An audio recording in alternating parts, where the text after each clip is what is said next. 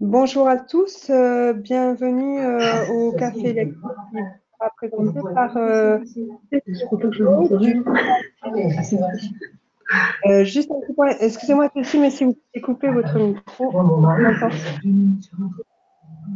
Du coup, je suis Émilie Gillier, j'anime le réseau Recherche et Innovation paramédicale du GIRC Grand Ouest et on vous propose donc chaque mois ces jeudis de la recherche paramédicale, donc soit des cafés lecture, soit des mavis de chercheurs. Donc aujourd'hui, ça sera un mavis de chercheur. Simplement, je vais commencer avec quelques petits points d'organisation. Sachez que vous avez plusieurs solutions pour écouter en fait le webinaire si ça ne fonctionne pas bien sur votre ordinateur. Vous pouvez aussi nous rejoindre par téléphone en composant le numéro qui s'affiche sur la petite boîte à outils. Et également, on donnera la parole à la fin de la présentation. Donc, Cécile va nous faire la présentation. À la fin, vous pourrez poser vos questions. Donc, si vous avez des questions, n'hésitez pas à les poser dans le petit encart chaté qui est en bas de la boîte à outils du webinaire. Si vous êtes dans une salle de réunion, n'hésitez pas à préciser le nombre de participants dans la salle. Ensuite, le webinaire sera enregistré, donc il sera diffusé sur la chaîne YouTube du CHU d'Angers. Si vous avez des collègues qui ne peuvent plus être là aujourd'hui, n'hésitez pas à leur dire qu'ils peuvent revoir la présentation sur la chaîne YouTube. Par contre, vos questions, du coup, impliqueront la diffusion de vos noms, prénoms et fonctions et de toute autre donnée que vous communiquerez à cette occasion. Ils vaudront autorisation d'enregistrement et de diffusion. Vous avez tous les droits qui sont détaillés sur le sur le PDF document à distribuer qui est au wiki. Voilà, je vais, après cette courte introduction, laisser la parole à Cécile qui va nous présenter son projet. Qui va nous présenter son projet. Je lui laisse la parole.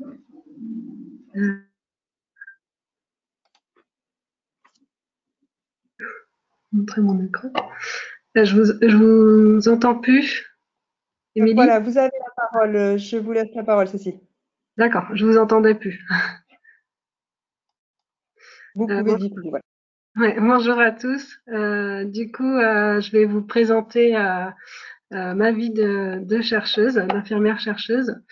Voilà. Moi, je suis Cécile Rousseau, infirmière au CHD Vendée en recherche clinique et en médecine intensive réanimation. Donc, brièvement, le sommaire. Donc, découverte pour moi de la recherche clinique. Je vais vous présenter ensuite mon engagement dans la recherche, le lancement du projet de recherche FRREA, les aspects scientifiques un petit peu de ce projet, la présentation de notre étude, les étapes, les résultats de l'étude, les difficultés et les soutiens que nous avons rencontrés et la suite. Donc, mon parcours d'infirmière, moi, j'ai été diplômée en 2000. J'ai fait infirmière dans plusieurs services différents et je suis arrivée en Réa en 2005. J'ai découvert à ce moment-là la recherche clinique. Je n'avais pas du tout entendu parler avant. Il y avait à ce moment-là quelques protocoles en cours dans le service et la recherche clinique avait débuté dans le service en 2003. De 2005 à 2014, l'activité de recherche clinique dans le service s'est développée de plus en plus avec plein de protocoles, plusieurs protocoles institutionnels et quelques protocoles industriels. Et en même temps, il y a une activité de promotion qui est apparue au niveau de l'hôpital et particulièrement en Réa avec des études proposées par nos médecins sur l'arrêt cardiaque, la nutrition par exemple. Il s'est créé en 2011 dans le service une équipe de mini-TRC, techniciennes de recherche clinique, on a appelé ça comme ça. C'était des infirmières volontaires pour s'engager un petit peu dans la recherche clinique en restant dans les soins. Ces infirmières s'investissaient dans les inclusions en dehors des heures ouvrables pour aider les médecins et aussi au niveau de la préparation des traitements liés aux études. En 2014, il y a eu le lancement d'une idée de recherche infirmière dans le service par le docteur Collin, donc, qui nous a interpellés sur les alarmes du scope. Donc, c'était la première apparition de l'idée. Mon engagement en recherche clinique, donc en 2014, à ce moment-là, il y a eu la création d'un poste à 50% en recherche clinique. Donc moi, j'ai postulé, donc j'ai intégré l'équipe de recherche clinique au sein du service de Réa. qui était composé à ce moment-là de 2 temps plein et d'un mi-temps, avec comme principale activité de l'investigation, donc que dans le service de réa, qui allait du screening des patients avec l'aide des médecins, les inclusions sur les CRF, les remplissages aussi des CRF avec les dossiers des patients et le suivi des patients après leur sortie, suivi téléphonique ou suivi par des visites sur site avec tous les examens demandés par les protocoles. On avait aussi une activité de monitoring à ce moment-là. On se déplaçait dans les centres pour monitorer les dossiers des études proposées par nos médecins. Et donc, c'est à ce moment-là que j'ai pris un peu en main l'activité de promotion du projet FREA, l'étude qu'on avait commencé à porter dans le service. Du fait du temps nécessaire aux différentes démarches, c'était quand même plus facile en étant dans l'équipe pour rencontrer tous les partenaires inhérents au projet. Donc, la création d'une équipe de rédaction du protocole. Donc, en fait, en 2014, donc, suite à l'idée, on a fait des réunions de toute l'équipe de Mini-TRC qui étaient intéressés pour s'investir. Donc, la plupart ont participé à toutes les réunions. Et lors de ces réunions, on a commencé à rédiger un peu le protocole. Donc, on a un peu commencé à l'envers. On a rédigé d'abord le protocole avant de faire une lettre d'intention. Donc, on s'était réparti aussi des parties à écrire de chez nous et qu'on remettait en commun lors des réunions. Comme ensuite j'ai pris le poste en recherche clinique, j'ai participé aux différentes démarches administratives. La rédaction de la lettre d'intention pour l'appel d'offres interne avec l'aide de Stéphanie Martin, notre chef de projet, et du docteur Colin, le réanimateur en lien avec l'étude. Donc, nous avons déposé cette lettre d'intention en juin 2015. Elle a été retenue en juillet. Donc, suite à ça, nous avons continué à rédiger notre protocole, à l'étoffer comme il se doit, le calcul des effectifs, toutes les parties un peu plus techniques que nous n'avions pas abordées. Nous avons pris contact en septembre avec la biostatisticienne de l'unité de recherche clinique. Alors là, c'était beaucoup de découvertes des deux côtés. Moi, les statistiques, c'était de l'inconnu, du chinois. Et elle, c'était pareil, c'était aussi un nouveau langage. La réanimation, elle ne connaissait pas. Donc, le scope, les alarmes, tout ça, ça ne lui parlait pas. Donc, c'était très intéressant des deux côtés avec beaucoup d'apprentissage. Nous avons évalué le budget aussi avec la chef de projet. Enfin, c'est elle qui l'a fait, mais j'ai pu découvrir cette partie-là. Et nous avons fini par déposer le dossier complet en octobre 2015, qui a été accepté après en janvier 2016 avec des demandes d'éclaircissement et de modifications que nous avons fait. Et le projet est finalement accepté en avril avec un budget de 44 000 € à peu près que nous avions demandé. J'ai pu voir aussi toutes les démarches réglementaires pour lancer une étude, que ce soit la CNIL, le comité d'éthique de la SRLF, qui a été fait par notre chef de projet. Pour aborder un peu des aspects scientifiques du projet, nous nous sommes demandé comment définir notre objectif principal. Alors ça a été une grosse partie de la discussion, assez compliqué pour nous d'être clair là-dessus. Au départ, on était même parti sur 2 questions différentes et du coup, la biostatisticienne nous a un peu recadré. Il fallait soit faire 2 études, soit centrer sur une question. Donc, notre hypothèse de départ était que l'alarme de fréquence respi sur le scope pour les patients non ventilés était futile. Donc, comment évaluer cette hypothèse? Quels critères pouvaient nous permettre de la confirmer ou de l'infirmer? Donc, nous avons défini comme critère d'évaluation principale le nombre d'alarmes de fréquence respiratoire utiles. Alors, il a fallu définir ces alarmes pour trouver l'alarme de fréquence respiratoire utile.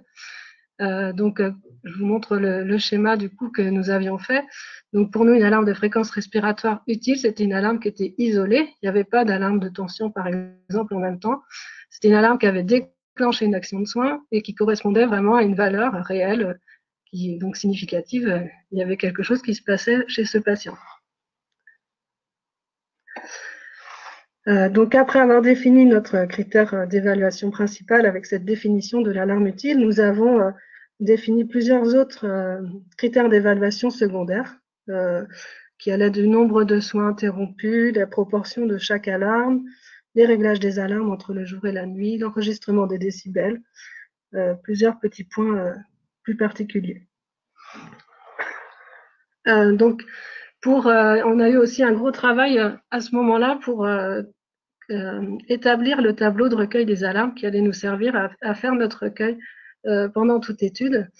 Donc, il fallait qu'on puisse retrouver nos alarmes utiles. Donc, nous avons créé ce tableau avec des alarmes de fréquence respiratoire, fréquence cardiaque, tout le reste, et différentes actions qui étaient faites ou non s'il y avait une alarme associée et s'il y avait des soins interrompus.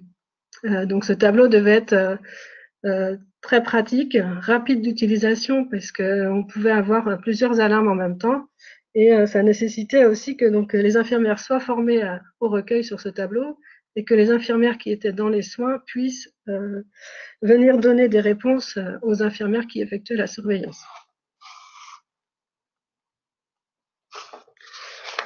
Donc notre étude s'est appelée FRREA, description des alarmes de fréquence respiratoire par le SCOP chez le patient de réanimation en ventilation spontanée, pertinence et nuisance éventuelle. Donc c'est une étude observationnelle, prospective, monocentrique, qui a été faite dans le service de réanimation de La Roche-sur-Yon de septembre 2016 à février 2017, avec comme objectif principal, comme je vous l'ai dit, le nombre d'alarmes utiles de fréquence respiratoire. Au niveau de la méthodologie, nous avions tiré au sort une journée de surveillance par semaine, avec 3 infirmières minimum par jour, qui effectuaient la surveillance sur les 3 périodes, 7h, 14h, 14h, 21h ou 21h, 7h. Selon le nombre de patients incluables, nous avions besoin de 1 ou 2 infirmières par créneau. Nous avons aussi évalué l'environnement sonore de la réanimation avec un relevé des alarmes du SCOP pour tous les patients présents en réanimation. Donc à ce moment-là, on a relevé quand même 33 192 alarmes sur le temps de surveillance, ce qui fait plus d'une alarme par minute. Pour vous dire que les alarmes en réanimation, c'est important. Au niveau de la population, nous avions 372 patients présents en réanimation les jours de surveillance, dont 40% de non ventilés, ce qui fait 148 patients qui correspondaient à la population qu'on voulait inclure. Et donc la classification des alarmes, je vous l'ai montré précédemment. Au niveau des étapes du projet, nous avons élaboré avec Stéphanie, notre chef de projet, le CRF sur un format Word afin de le transmettre au data manager pour la création d'un CRF électronique. Il y a eu une grosse logistique pour organiser les plannings de surveillance avec les difficultés de remplacement de dernière minute demandées par les cadres pour les infirmières qui pouvaient aussi aller dans les soins. Un nombre de patients incluables qu'on ne savait pas la veille pour le lendemain. Donc, de pouvoir rappeler certaines infirmières quelques heures avant pour pouvoir venir inclure plus de patients. Une formation au recueil sur le tableau, avec tous les cas particuliers, des questions sur des cas que nous n'avions pas évoqués lors de la mise en route du protocole. Ensuite, la saisie sur le CRF, qui s'est fait de mars à juin. Nous avions fini les inclusions en mars 2017, donc de mars à juin, nous avons fait la saisie sur le CRF. Pendant l'été, l'analyse des données a été faite par la biostatisticienne. On a dû nettoyer la base après avec la réponse aux différentes queries qui sont apparues. Et en octobre 2017, les résultats définitifs sont sortis, qui nous ont permis de faire l'analyse. J'ai ensuite présenté les résultats à l'équipe de Mini-TRC qui avait participé au projet, également au niveau de l'unité de recherche clinique. Nous avons fait avec le docteur Collin une présentation sur les alarmes au congrès Jamir et j'ai présenté les résultats de l'étude FREA au congrès de la SRLF, à Paris en 2018. Donc rapidement les résultats de l'étude. Donc nous avons inclus 120 patients sur les 148 qui étaient présents ces jours-là. Nous avons effectué 1980 heures patients de surveillance. Nous avons relevé 10 872 alarmes, dont 2 789 de fréquences respiratoires.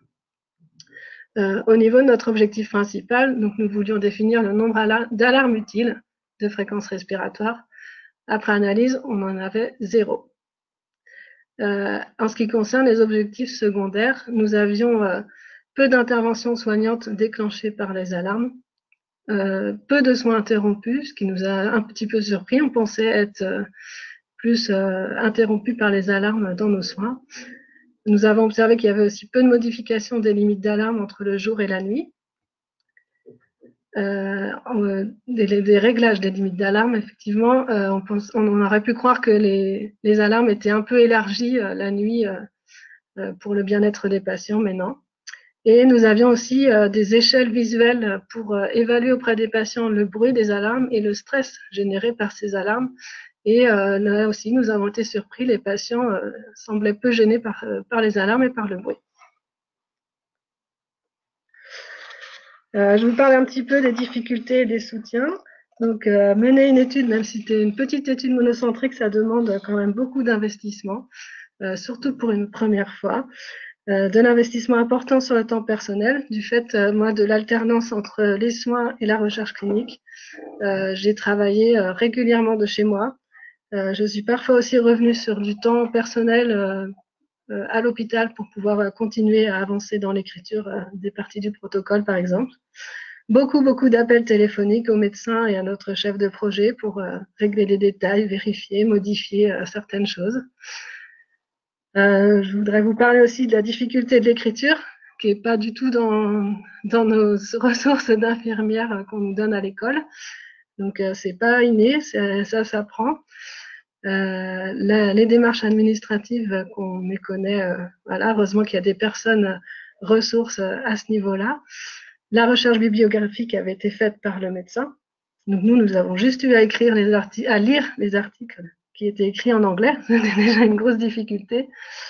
Voilà. Et puis du coup, les soutiens, nous, c'était le docteur Colin qui nous a suivis tout au long de l'étude et Stéphanie Martin, notre chef de projet, qui a été présente du début à la fin, ainsi que l'unité de recherche clinique qui était une ressource pour les documents, toujours présente aussi pour chaque question. Le point négatif que quand même je voulais signaler, c'est qu'on a peu ou pas de reconnaissance de notre administration de tout ce travail effectué en plus par rapport à une simple infirmière, par exemple, de mon service.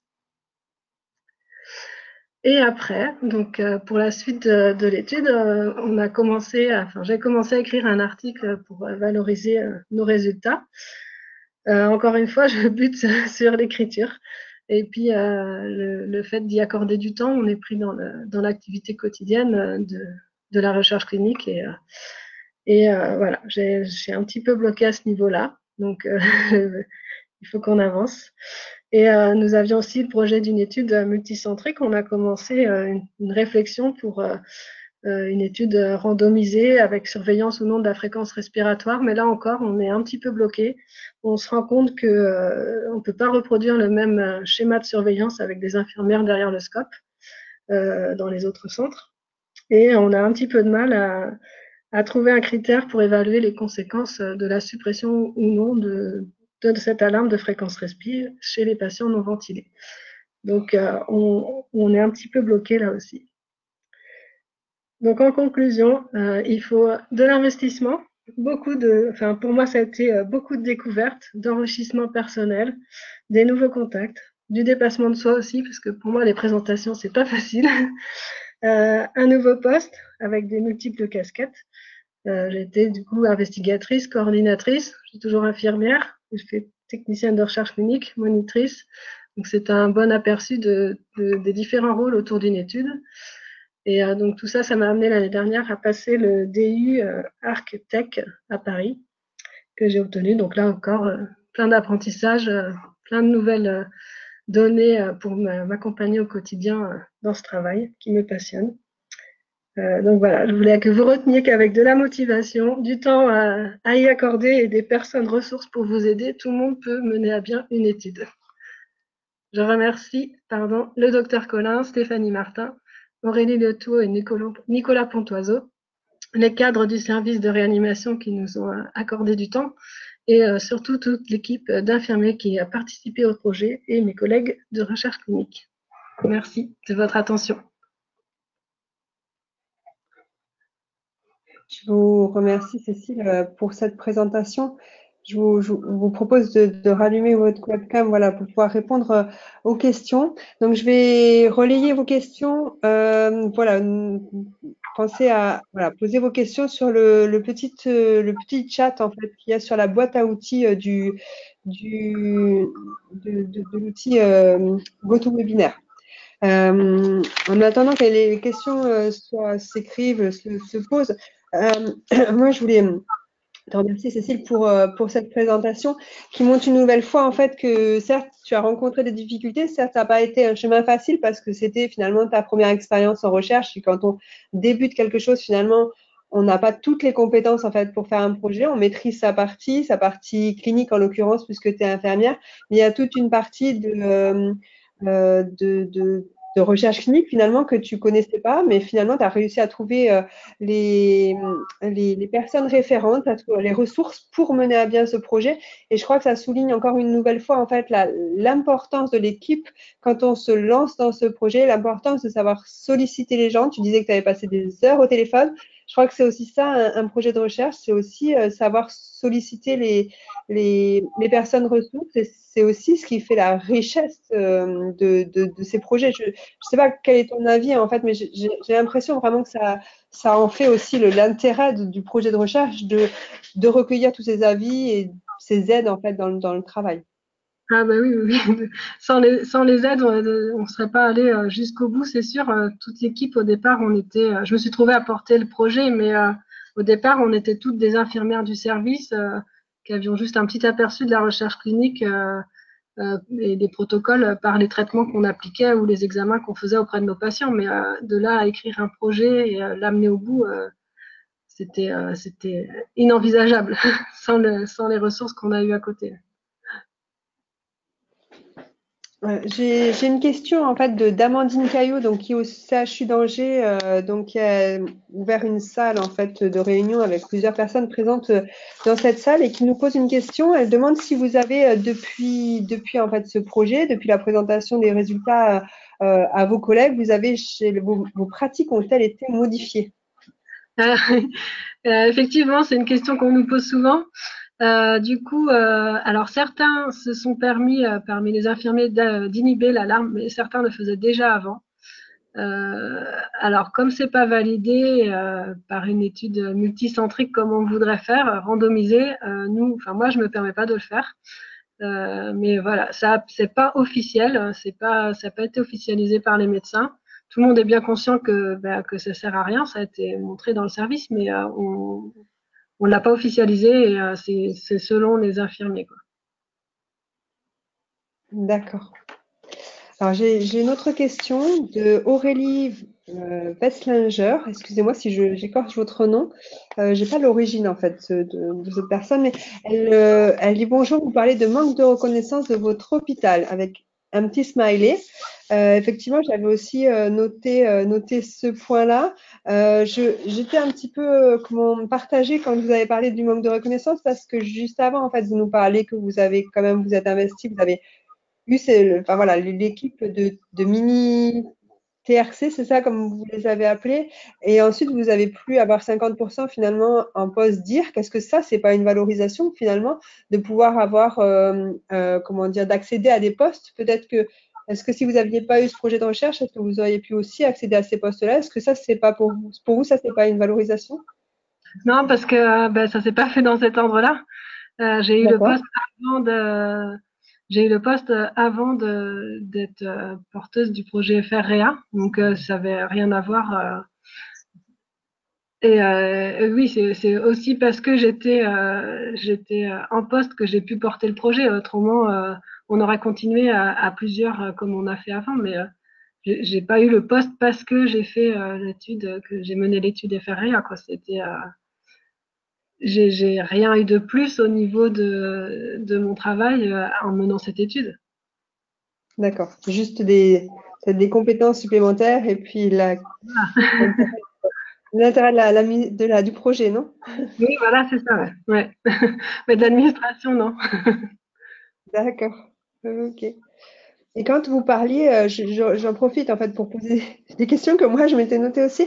Vous parliez en fait du coup du partage du protocole. Pour écrire le protocole, vous nous avez dit, sauf si je me trompe, que vous avez partagé donc l'écriture du protocole, c'est-à-dire que chacune a pris une partie du protocole, l'a rédigé. Comment est-ce que vous êtes organisé et sur quel temps est-ce que vous avez eu un petit peu de temps dégagé ou c'était tout sur le temps personnel? Quelle était votre organisation? Alors, l'organisation, bah, il y a eu les réunions où on a commencé. Donc là, on venait sur notre temps personnel, mais c'était après, du coup, les cadres nous comptaient du temps, des heures de travail. Donc, ça, c'était bien pris en compte. Et après, par contre, on a eu du temps où, quand on rédigeait certains paragraphes du protocole, on faisait ça de chez nous. Ou par exemple, certaines personnes se mettaient sur le tableau de recueil. Donc, on faisait ça de chez nous. Et après, donc ce temps-là n'était pas compté, quoi. De chez nous, c'était du temps personnel donné. Et vous l'avez fait pour l'intérêt en fait de la question, parce que ça vous plaisait de répondre. Enfin, Oui, et puis c'était pas évident de à chaque fois tout faire en réunion. On était une dizaine d'infirmiers, donc on n'avançait pas en fait en réunion. On part dans les discussions et du coup, on s'est rendu compte qu'en faisant chacun nos petites parties, en mettant en commun après, on avançait beaucoup plus comme ça que à 10, quoi. ouais. Je crois que enfin, je trouve l'organisation assez intéressante en fait pour démultiplier les forces et finalement vous avez réussi à écrire, je trouve, dans un temps relativement court, sachant que c'est pas toujours évident de se dégager du temps.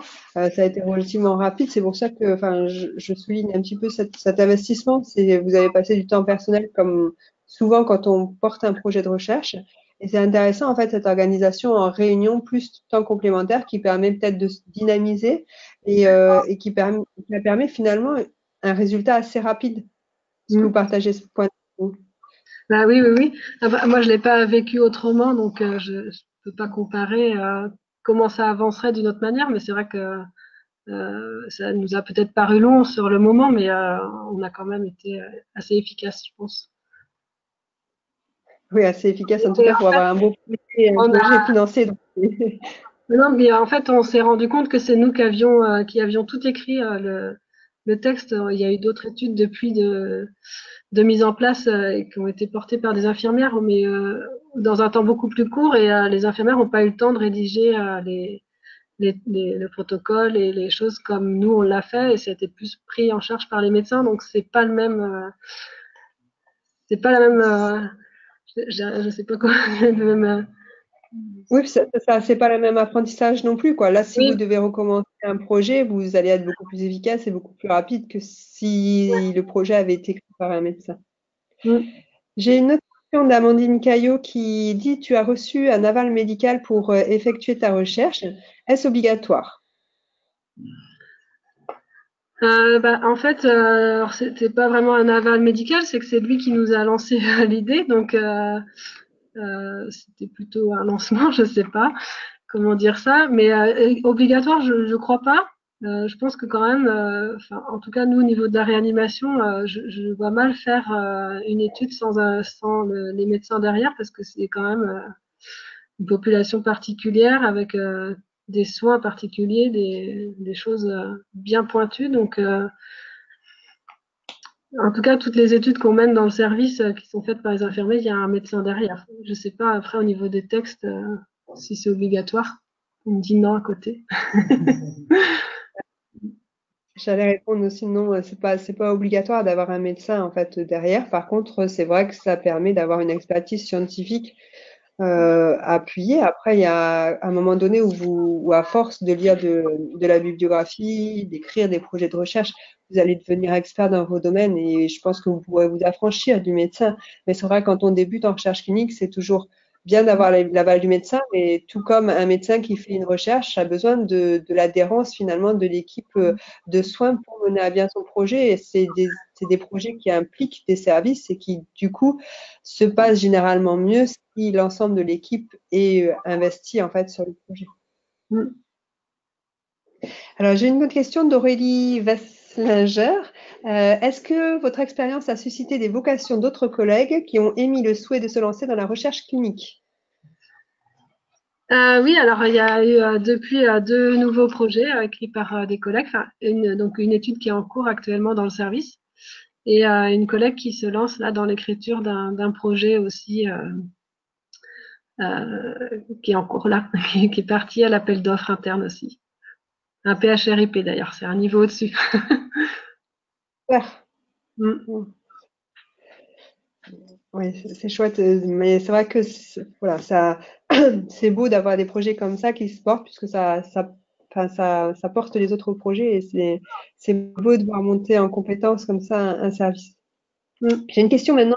Cathy Loira au Mans. Le fait qu'une IDE porte un projet questionnant une prescription médicale, donc la surveillance de la fréquence respiratoire, a-t-il été bien vécu et accepté par la communauté médicale? Nous, dans notre service, oui, tout à fait, il n'y a pas eu de souci. C'était bienvenu pour tout le monde parce que bah, les alarmes qui sonnent et qui ne servent pas, ça fatigue tout le monde en fait. Donc ça, c'est un projet qui a été accepté par tous les médecins. Il n'y a pas eu de souci. Et en plus, comme je disais, il y a des infirmières qui déjà auparavant inhibaient cette alarme. Donc, est-ce que c'est un défaut de surveillance de l'inhiber au moment, voilà, on ne le savait pas. Là, on peut se dire que non, mais non, non, il n'y a pas eu de souci avec l'équipe médicale. Ça n'a pas été du tout remis en question. D'accord. Et tout à l'heure, tu parlais de fait de peut-être montrer une étude multicentrique à partir de cette étude, enfin, de refaire la même étude en multicentrique. Est-ce que vous avez déjà commencé? Et si oui, quand vous en parlez aux autres établissements, effectivement, est-ce que ce problème en fait soulevé par Cathy Loira se pose en fait dans d'autres services? Bah, on n'en est pas là, non. On n'a pas du tout avancé depuis en fait un an. Et on est bloqué. Puis on a un petit peu stoppé notre réflexion parce qu'on était bloqué par bah, sur quels critères juger les choses et puis comment faire la surveillance que nous on a fait dans notre service. On avait quand même des infirmières derrière le scope en permanence qui quittaient pas leur poste pour relever toutes les alarmes. On peut pas faire ça dans un autre service. C'est un niveau budget, ça serait énorme et puis il faudrait former tout le monde à faire ce recueil. Et puis la saisie des données, ça a déjà été compliqué chez nous pour un service, donc j'imagine pas pour de multiples services de réanimation.